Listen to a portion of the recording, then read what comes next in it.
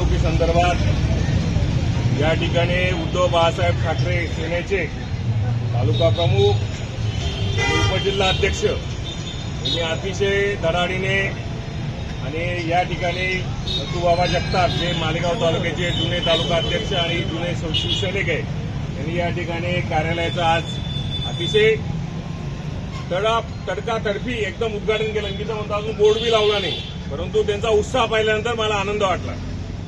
खरोखर शिवसेना उद्धव ठाकरे सेना हीच खरी सेना आहे शिवसेना, आणि ती शिवसेना यांच्या रक्तात रुजलेली आहे. काही कोणाला घाबरायची गरज नाही.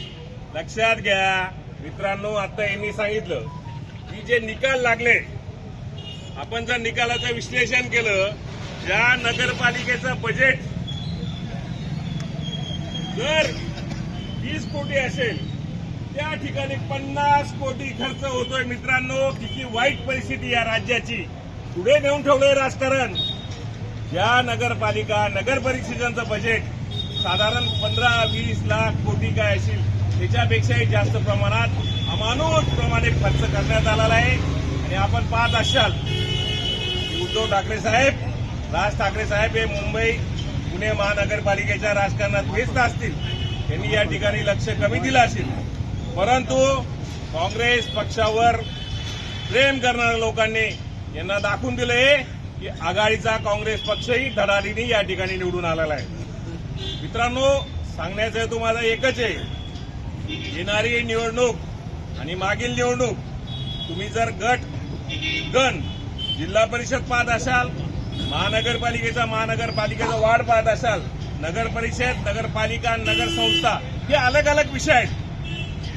ज्या ज्या ठिकाणी आमदार तिथले निवडून आलेले त्यांचे स्थानिक त्या ठिकाणी बळकटी असते, पण तिथं व्याप्ती कमी असते. आपण नगर परिषद व नगरपालिकेचा निकाल जर पाहत असाल तर तिथलं मतदान कमी असतं. एक ठिकाणी 15,000 ते 25,000 रुपये मतदान देऊन लोकांना विकत घेऊन ही नगरपालिका निवडलेली आहे, नगर परिषद निवडली. हा निकाल हा पैशाचा आहे, सर्वसामान्य जनतेचा निकाल नाहीये, दिलेल्या मतदानाचा निकाल नाही. त्यामुळे घाबरण्याची काही गरज नाहीये.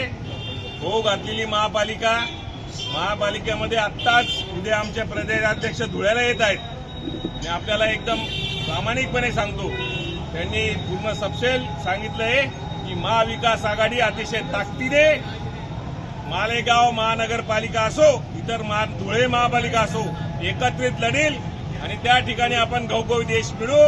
आपल्या सगळे सर्वसामान्य कार्यकर्ते आहात. आपल्याकडे आर्थिक स्थिती जरी कमकुवत असेल, पण आपल्याला समाज मानणारा घटक आणि पक्षावर प्रेम करणारे लोक भरपूर आहेत. त्यामुळे चिंता करण्याची काही गरज नाही. हे मागील इलेक्शन नगर परिषद नगरपंचायतच्या इलेक्शनवर जाऊ नका, कोणाच्या भ्रमित राहू नका. येणारी निवडणूक ही वेगळी आहे. महानगरपालिकेमध्ये मोठ्या प्रमाणात प्रभाग असतात. आज आपण 4 प्रभागातलं निवडणूक पाहत असाल, त्या 4 प्रभागामध्ये शिवसेना उद्धव ठाकरे सेना असो, शरद पवार राष्ट्रवादी सेना असो आणि काँग्रेसच्या विचाराला प्रेम करणारे भरपूर लोक आहे. येणारे निवडणूक या सगळ्यांच्या पैशावाल्यांचा मात गिरवल्याशिवाय थांबणार नाही याची ग्वाही देतो आणि माझे 2 शब्द संपवतो.